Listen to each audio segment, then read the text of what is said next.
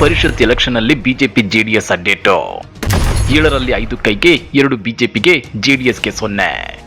ಕಮಲದಳಕ್ಕೆ ಅಡ್ಡೇಟು ಕೊಟ್ಟವರ್ಯಾರು? ಇಡೀ ರಾಜ್ಯ ರಾಜಕೀಯದಲ್ಲಿ ತೀವ್ರ ಕುತೂಹಲ ಕೆರಳಿಸಿದ್ದ ಕರ್ನಾಟಕ ವಿಧಾನ ಪರಿಷತ್ನ 7 ಸ್ಥಾನಗಳ ಚುನಾವಣಾ ಫಲಿತಾಂಶ ಕೊನೆಗೂ ಹೊರಬಿದ್ದಿದೆ.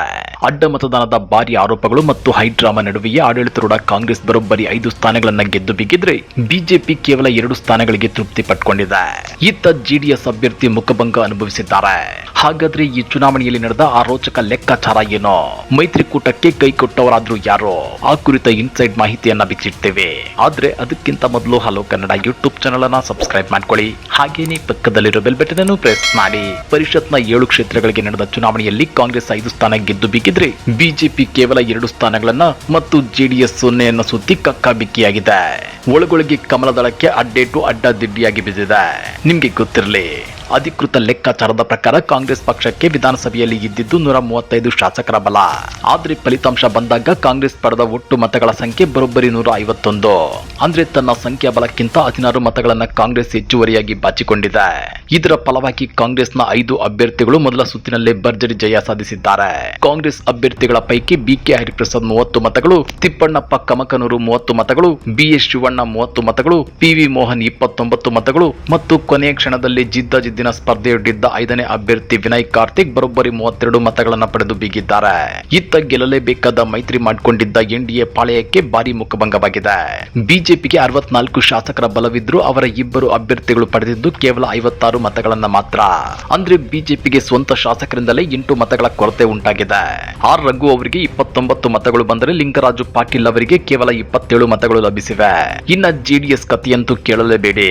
ಜೆಡಿಎಸ್ಗೆ 18 ಶಾಸಕರಿದ್ರು ಮತ್ತು ಮೈತ್ರಿ ಒಪ್ಪಂದದಂತೆ ಬಿಜೆಪಿ ತನ್ನ 3 ಶಾಸಕರ ಮತಗಳನ್ನ ಜೆಡಿಎಸ್ಗೆ ನೀಡಬೇಕಿತ್ತು. ಅಂದ್ರೆ ಜೆಡಿಎಸ್ ಅಭ್ಯರ್ಥಿ ಗೋವಿಂದ ರಾಜು ಅವರಿಗೆ ಒಟ್ಟು 29 ಮತಗಳು ಸಿಗಬೇಕಿತ್ತು. ಆದ್ರೆ ಅಂತಿಮವಾಗಿ ಅವರಿಗೆ ಸಿಕ್ಕಿದ್ದು ಕೇವಲ 14 ಮತಗಳು ಮಾತ್ರ. ಅಂದ್ರೆ ಅವರಿಗೆ ಬರೋಬ್ಬರಿ 7 ಮತಗಳ ಶಾರ್ಟೇಜ್ ಉಂಟಾಗಿ ಅವರು ಸೋಲೊಪ್ಪಿಕೊಂಡಿದ್ದಾರೆ. ಈಗ ಇಡೀ ರಾಜಕೀಯ ವಲಯದಲ್ಲಿ ಚರ್ಚೆ ಆಗುತ್ತಿರೋದು ಒಂದೇ ಪ್ರಶ್ನೆ: ಎನ್ಡಿಎ ಮೈತ್ರಿಕೂಟದ ಆ 12 ಮತಗಳು ಎಲ್ಲಿ ಹೋದ್ವು? ಒಟ್ಟಾರೆ ಲೆಕ್ಕ ಹಾಕಿದ್ರೆ ಬಿಜೆಪಿಯಿಂದ 8 ಮತ್ತು ಜೆಡಿಎಸ್ ನಿಂದ 4 ಮತಗಳು ನಾಪತ್ತೆಯಾಗಿವೆ.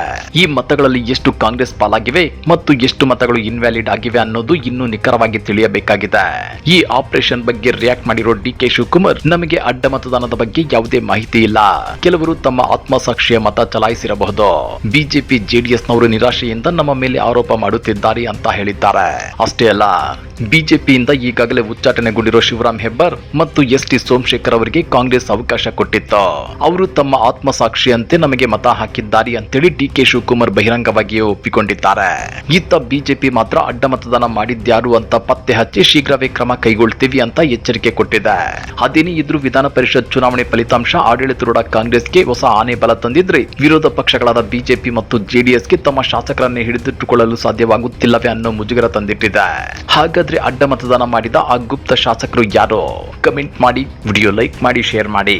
ಇಂಥ ಮತ್ತಷ್ಟು ರೋಚಕ ರಾಜಕೀಯ ಸುದ್ದಿಗಳನ್ನ ಮಿಸ್ ಮಾಡದೆ ನೋಡ್ಬೇಕು ಅಂದ್ರೆ ಹಲೋ ಕನ್ನಡ ಯೂಟ್ಯೂಬ್ ಚಾನಲ್ ಅನ್ನ ಸಬ್ಸ್ಕ್ರೈಬ್ ಮಾಡ್ಕೊಳ್ಳಿ.